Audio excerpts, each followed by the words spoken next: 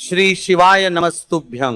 दोस्तों, जैसा कि आप सभी लोग जानते हैं कि 2 जून वाले दिन इस पवित्र जून की सबसे बड़ी ज्येष्ठ मास के शुक्ल पक्ष की चतुर्दशी तिथि पड़ रही है। और दोस्तों, यह कोई साधारण तिथि नहीं है।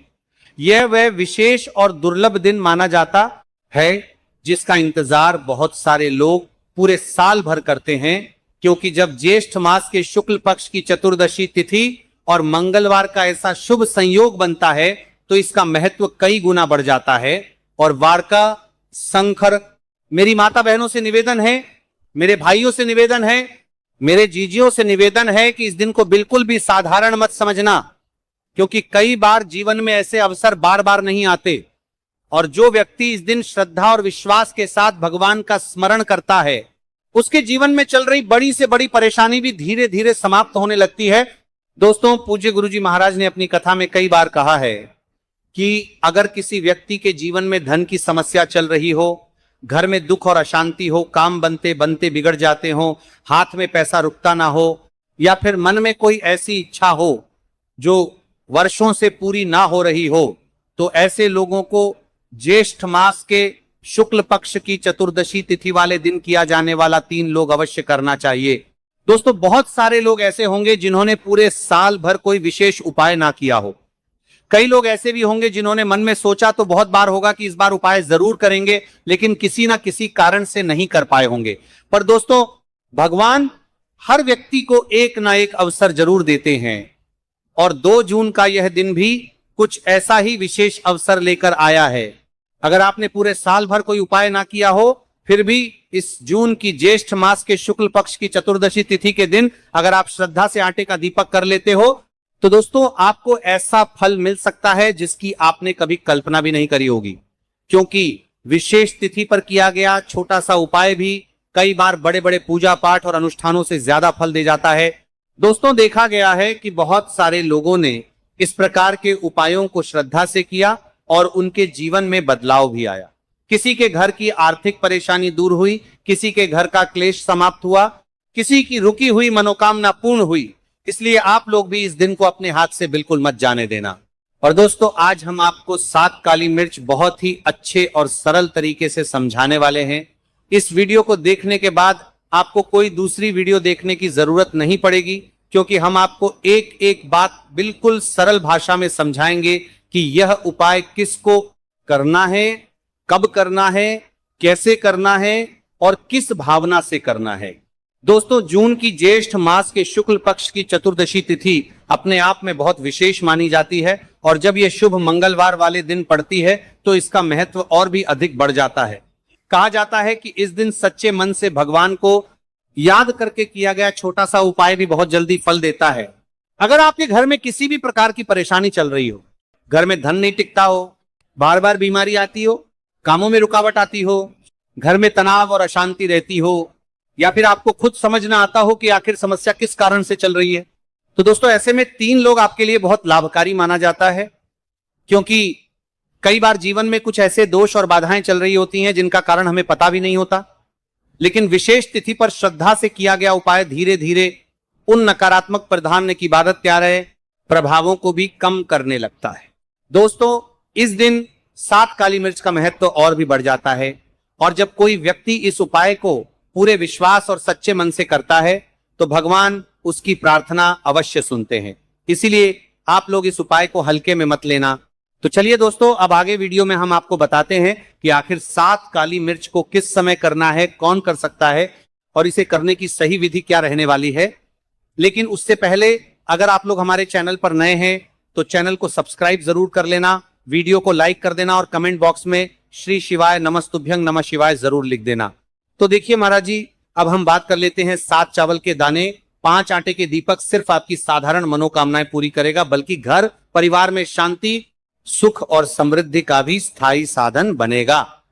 यह उपाय कोई कठिन साधना नहीं है। इसमें न तो बड़ी बड़ी सामग्री चाहिए, न ही जटिल अनुष्ठान। बस श्रद्धा चाहिए, भक्ति चाहिए और शुद्ध भाव चाहिए। याद रखिए, उपाय करते समय केवल एक ही संकल्प हो आपके मन में, हे भोलेनाथ, हे गणेश जी, हे माता लक्ष्मी, मैं आपकी शरण में आया हूं, मेरी समस्याएं दूर करो और मुझे सही मार्ग दिखाओ। सबसे पहले हम इस उपाय को करने के समय के बारे में बात कर लेते हैं, यानी कि आपको किस समय करना है। देखिए, उपाय का सही समय भक्तों, कोई भी उपाय तभी सिद्ध होता है जब वह सही समय पर किया जाए। इसलिए आज मैं आपको बहुत विस्तार से बताऊंगा कि यह उपाय कब और कैसे करना है। सुबह का समय, सबसे पहले हम इस समय के बारे में बात कर लेते हैं। प्रातः काल का समय शिव पूजन और उपाय के लिए सर्वश्रेष्ठ माना गया है। आप सुबह 7 बजे से 12 बजे के बीच इस उपाय को कर सकते हैं। अगर आपके पास जल्दी का समय है तो 7 से 8 बजे के बीच करना सर्वोत्तम है। सुबह सबसे पहले शिवलिंग पर जल चढ़ाया जाता है, इसलिए इस उपाय की शुरुआत भी जल से ही होगी। अब महाराज जी हम बात कर लेते हैं विशेष प्रदोष काल के समय के बारे में। प्रदोष काल का समय कई माताएं, बहनें या घर के लोग सुबह के समय व्यस्त रहते हैं। ऐसे लोग इस उपाय को शाम के समय प्रदोष काल में कर सकते हैं। प्रदोष काल का समय साधारणतः सूर्यास्त से लगभग 2 घंटे पहले से 1 घंटे बाद तक माना जाता है। इस उपाय के लिए शाम 5 से 7 बजे तक का समय बहुत शुभ है। बरसात के मौसम में 7:30 या 8 बजे तक भी किया जा सकता है, लेकिन यह ध्यान रहे कि कई मंदिर 8 बजे बंद हो जाते हैं। अब यहीं पर कई सारे लोग हमसे ही प्रश्न कर लेते हैं कि महाराज जी आप ही बता दीजिए कि सबसे उत्तम समय कौन सा है। तो देखिए, कौन सा समय चुने। अगर आप दोनों उपाय 31 चावल और 5 दीपक साथ करना चाहते हैं तो सुबह का समय चुने। अगर आप केवल दीपक वाला उपाय करना चाहते हैं तो प्रदोष काल का समय भी उत्तम है, लेकिन यदि मनोकामना की पूर्ति और संपूर्ण फल की इच्छा रखते हैं तो सुबह का समय सबसे श्रेष्ठ रहेगा। उपाय की सामग्री के बारे में जान लेते हैं। अब देखिए महाराज जी, हम अब बात कर लेते हैं 7 चावल के दाने वाले उपाय के बारे में। ठीक है, देखिए आपको 5 आटे की दीपक और 7 चावल के दाने वाले उपाय को साथ में ही करना है, लेकिन सबसे पहले हम बात कर लेते हैं 7 चावल के दाने वाले उपाय के बारे में। 7 चावल के दाने 7 अंक का विशेष महत्व है। यह पूर्णता और 7 लोकों का प्रतीक है। ध्यान रहे, ये चावल शुद्ध और अखंड होने चाहिए। फूटे हुए या टूटा हुआ कोई भी दाना नहीं चलेगा। इन्हें आप अपने घर की रसोई से भी ले सकते हैं, लेकिन अगर घर के चावल टूटे फूटे हैं तो नजदीकी किराना या अनाज की दुकान से ताजे चावल ले आइए। 7 दाने अलग कर एक छोटी कागज की पुड़िया या पूजा की डिब्बी में रख लीजिए। अब देखिए महाराज जी, हमारे साथ चावल के दाने तो हो गए, यानी कि आपके साथ चावल के दाने निकल कर रख लेना है। अब हम बात करते हैं, लेते हैं 5 आटे के दीपक के बारे में। 5 आटे के शुद्ध दीपक, 5 आटे के दीपक, ये दीपक साधारण गेहूं के आटे से बनाए जाएंगे। दीपक बनाते समय इसमें न नमक मिलाना है, न हल्दी, आटे से बस सादा शुद्ध दीपक बनाना है। हर दीपक में गोल बत्ती की रुई का प्रयोग करना है। तेल इतना भरें कि दीपक पूरे उपाय के समय तक प्रज्वलित रहे। तेल आप सरसों या तिल का ले सकते हैं, ये दोनों ही भगवान शिव और देवी देवताओं को प्रिय है। कई सारे लोगों के मन में यहां प्रश्न भी रहता है, तो देखिए इन उपायों को तो करना ही है, बाकी यदि कोई अन्य सामग्री लेकर जाना चाहते तो वो भी लेकर की जा सकता है। यदि आप सुबह के समय इस उपाय को करोगे तो आपको सबसे पहले एक लोटा जल अवश्य लेकर जाना है। सबसे पहले महादेव की शिवलिंग पर आपको एक लोटा जल समर्पित करना है, क्योंकि सुबह का समय है, इसलिए शिव जी की शिवलिंग पर जल चढ़ेगा। उसके पश्चात हमें इस उपाय को करना है।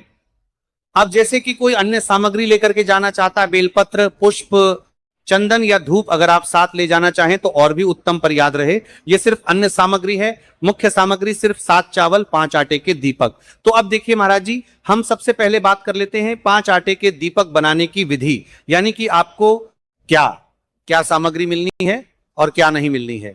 कई सारे लोग गलत तरीके से भी बनाते हैं। तो देखिए, अब सबसे पहले गेहूं के आटे को एक साफ बर्तन में लीजिए, इसमें पानी डालकर हल्का सा गूंथ लीजिए। ध्यान रहे, आटा बहुत सख्त भी ना हो और बहुत ढीला भी ना हो। अब इससे 5 छोटे दीपक बनाएं। दीपक बनाने का भाव होना चाहिए, हे प्रभु ये दीपक मेरे जीवन के अंधकार को मिटाने के लिए हैं। हर दीपक के बीच में जगह बनाइए ताकि उसमें रुई की बत्ती रखी जा सके। अब रुई से 5 गोल बत्तियां बनाइए, दीपकों में बत्तियां रखकर उन्हें तेल से भर दीजिए। तेल इतना होना चाहिए कि जब तक आप पूरा उपाय कर लें दीपक जलते रहें। ध्यान रहे, दीपक टूटे नहीं और बराबर आकार के हों। इन दीपकों को एक साफ थाली या पत्तल में रखकर पूजा सामग्री के साथ मंदिर ले जाइए। विशेष ध्यान दें, आटे के दीपक बनाते समय हल्दी या नमक का प्रयोग बिल्कुल न करें। दीपक बनाते समय मन में शिव जी का नाम लें, ओम नमः शिवाय का जप करते रहें। ये दीपक ही इस उपाय की आत्मा है, क्योंकि इन्हीं से आपकी मनोकामनाएं पूर्ण होंगी। अब देखिए महाराज जी, हम बात कर लेते हैं एक निश्चित समय के बारे में, यानी कि आपको सुबह के समय उपाय करना है या प्रदोष काल के समय करना है, क्योंकि मेरी अन्य माता बहनें रहती है जो सुबह के समय उपाय करना चाहती है लेकिन उनके पास समय नहीं रहता है, तो मैं प्रदोष काल के समय भी कर सकती है। अब चलिए, जैसे